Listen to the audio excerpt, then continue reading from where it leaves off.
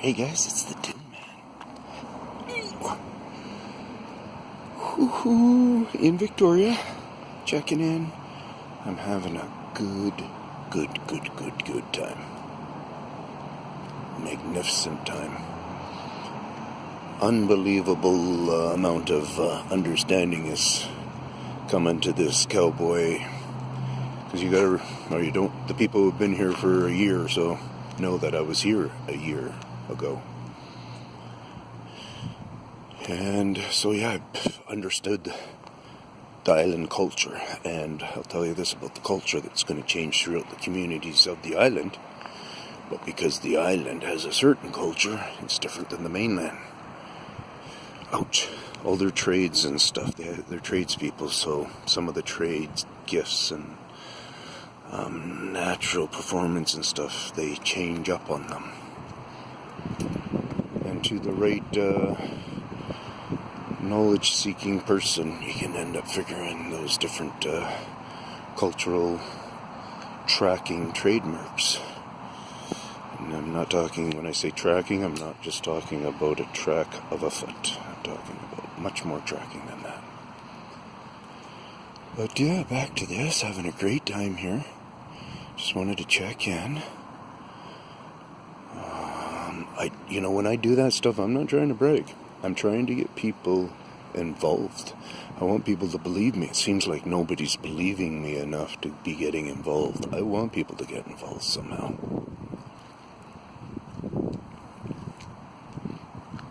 There's been a number of people on my channel that have gotten involved in ways where they've started up their own channel, or they even just seek the knowledge themselves when they're out there walking around, and they're doing good by it. So,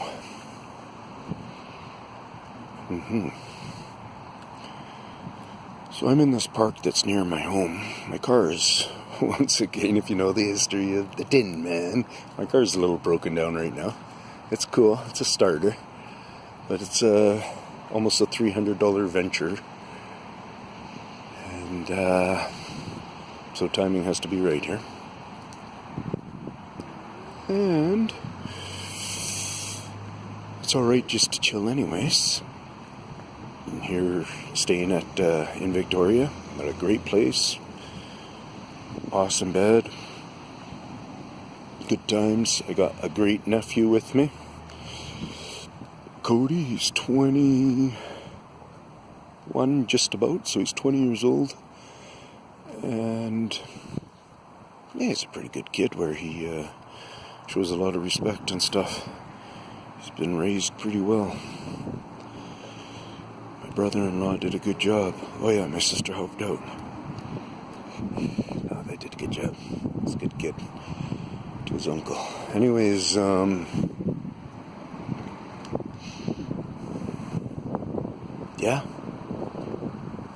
There was a real reason why I thought I would check in.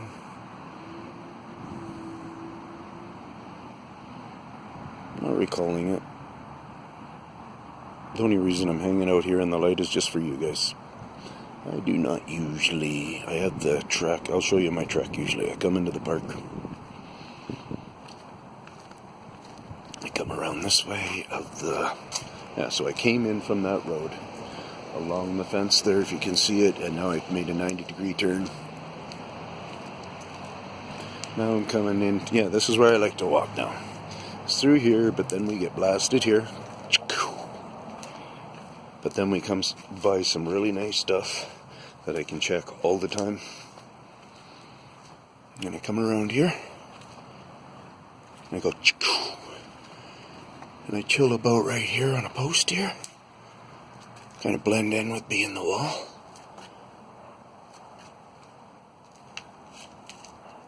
And listen for barks like that if you're hearing them. Try to explore if you think they're real. Try to explore if you think it's the same one. Try to explore if you think they're coming from the same yard. Through just thinking a lot about all the possibilities that can come to mind to you about the dog bark. is how thorough you really have to be on so many different things. So in other words, the dog bark, one of the things that comes right to my mind right away is if I think it's could even be just a pothole bump. That's one of the things I think every time, almost instantly as I hear it. I don't go right into just hearing a bark. And then I try to evaluate if I would think that sounds humanish, truly doggish.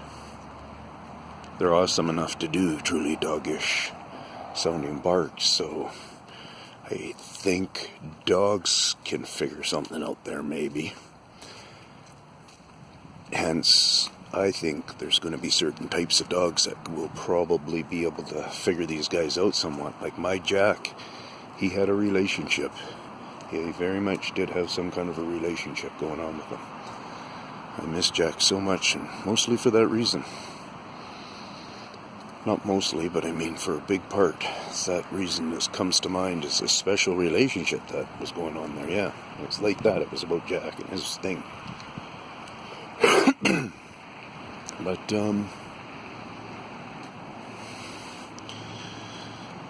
yeah, so why I said that is because it's pretty unbelievable. Like, you just really can get all the way into different things. Like,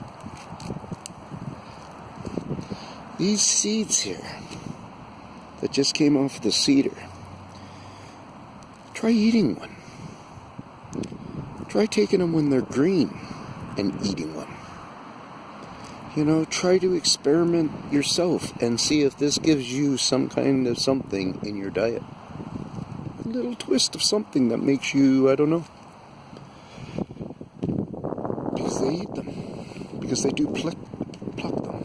They prune them at a young seedling age of when we take out sprouts. That's a seed that is just sprouted, so it's just come into a certain format of life, and it hasn't gone into a next one yet. And we get something from that. Most people don't really think about it on the level of the babiness of eating a sprout. But it's like that with seeds in general, all kinds, everything. That's why a lot of people are against, young calves when you're eating veal. Well, partly is because of how they're penned and stuff to keep them under a certain muscle kind of balance. Anyways, so I'm out of here. Just talking away. It's only 8 minutes. It's not that bad. I'll keep going. Let's walk you to where I was here in the dark over here and see if we'll listen and see if we hear anything. I heard a couple of bangs there that I was hanging out here last night by this big old girl right here. Get you on this side of her. There we go. She's big. See that? I'm right against her now, and I'll do my arm that way. It's a good way to do it because it gives you guys to see. My arm's bent in a bit, but this one will be able to bend right onto the edge of the tree. So I gotta get around of her and stuff. Carrying those seeds still. Pretty sappy they are. That's another thing, test out the sap. On so many different things, I test out the sap. Like, there's this one type of tree that I think is an evergreen style tree, and it's totally, there's a system of them around here that are, they're unique in design yet at this stage, and they're so singular in design, like just one trunk formation. Oh. And what am I saying with that? Then, well, yeah, they seem like they're an evergreen.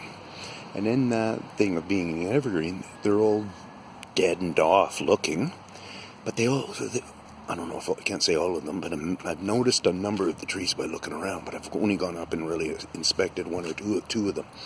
Anyways, and it seems like they went into this seeding kind of thing, but everything is brown. It's almost like in some people's yards, they would go, get rid of that dead tree. that kind of quick or something like that, right? So there's a gamble in this. But I think they've shut them into a certain state on purpose or not. An aggressiveness in the species, maybe. Not too sure. But they've turned that a dial, made them go into seed, made them seemingly die off. They're not, if you go up and do wood tests on them, they're not at all even remotely dying. You take those very tiny seeds, they're like a little ball or whatever, you pop it in your finger and stuff, and you can feel the sap. And that ball is that big, you can just barely hold on to that ball.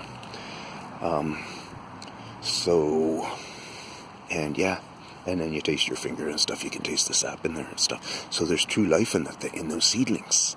So there's still true life in that whole tree or whatever, but it's just set into this weird state. There's been a lot of things that went into his seeding this last year in British Columbia here, Canada.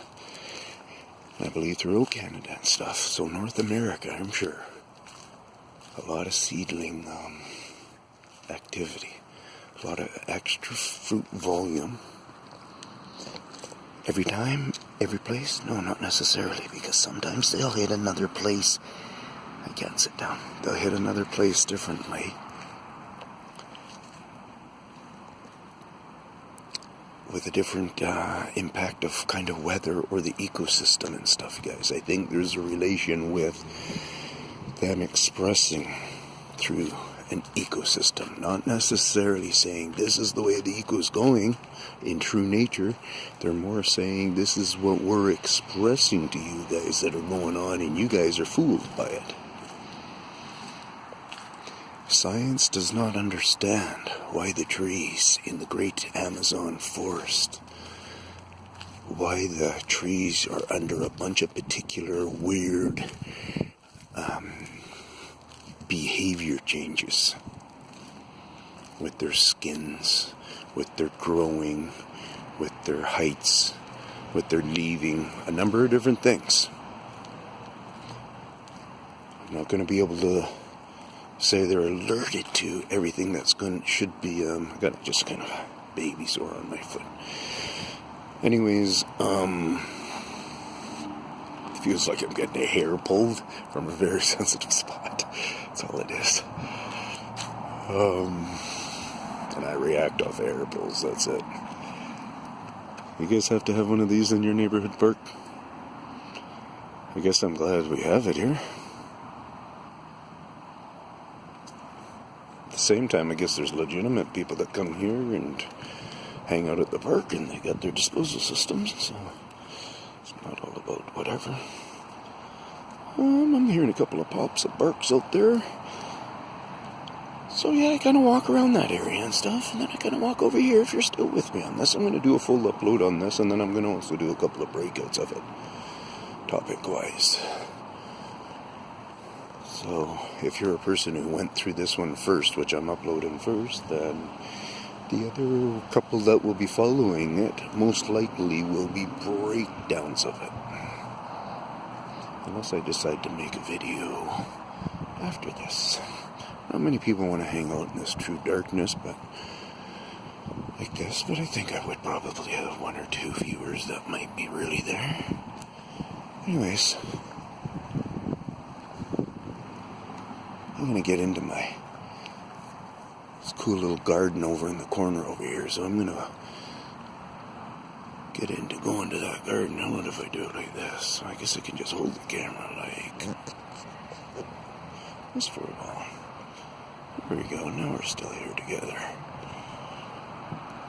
Hanging out. Whoever's hanging out till the end, let me know, say hi. I don't necessarily feel it's fully wasting my time. I just don't like to waste other people's times. There's a lot of complainers out there, and I understand time is valuable, right? One thing about my practices, they're revolutionary. They're different than anybody else's practice. Sure, there's a couple of people starting to notice a couple of marks and stuff.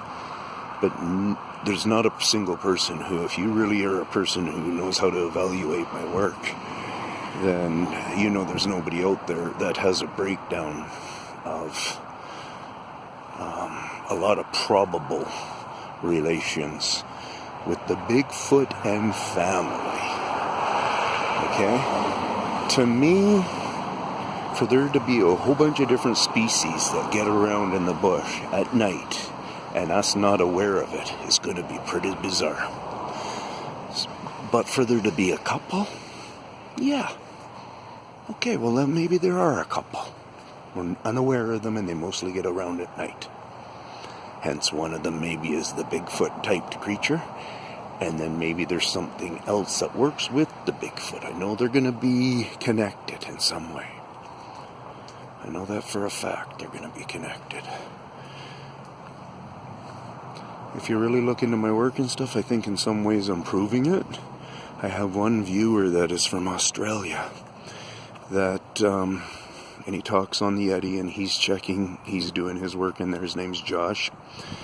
And he is doing a connection of the different scoring marks, the different cutting techniques, and fake beaver takedowns. So they're actually mimicking the same way our Bigfoot out here mimic a big-footed tree takedown where the stump left behind, and even if the log's still there and stuff like that, any of the cutting that has been done on it resembles what Bigfoot feels is an adequate beaver impersonation of cutting of wood. And when you look at the wood chips, they don't bring that into calculation too much. They do somewhat, or else they would just take them all. So they do somewhat.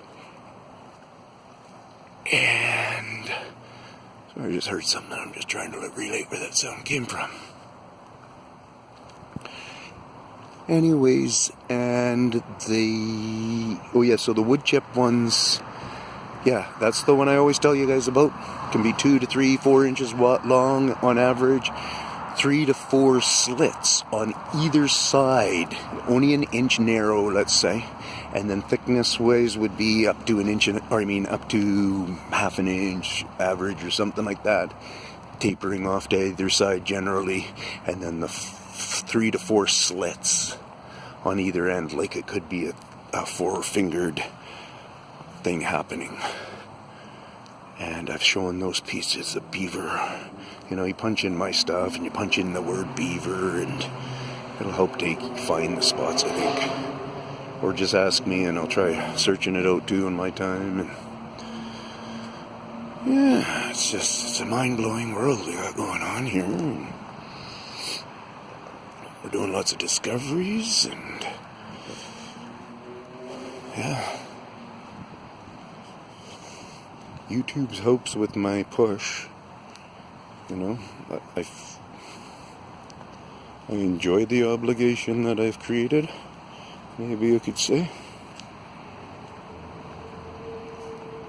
Sometimes I think I'm not going to communicate back anymore and stuff, that the people who really want to get messages through to me can be doing what they like to do, is hitting likes and stuff. And the extra people who, are doing that extra connection that I very much appreciate. I'm not pushing anyone away. Except for people who try to be jerks, right? But the people who are doing that extra connection can just do it through email. So then when I see that jerk guy and he's not trying to clean up his act, then I can get rid of him. If I can see he's changing attitude or something like that, I can read. I play along with a lot of stuff myself. I'm one of those kind of guys where I give hope to all kinds. And so even if a clown's trying to play me, whether if I got it figured out or not, I always have an illusion when you're dealing with a clown, right? That, okay, it can go either way from here. My heart's been broken too many times to get that connected. I don't have anybody that, I'm just this hurt, right? So,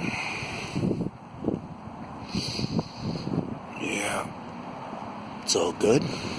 So yeah, those people can just send me a personal message through my thing there. I should, right? Eventually I will have some good stuff going on here, guys, where things will work better. I don't mind staying in contact with people. Maybe the odd one I'll do that. Or I'll still do my lives and stuff here. I should. Maybe I'll do one a couple of nights or something.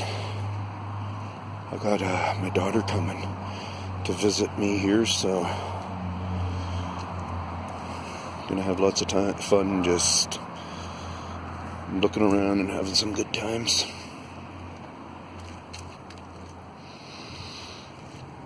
Peace out from the Tinman.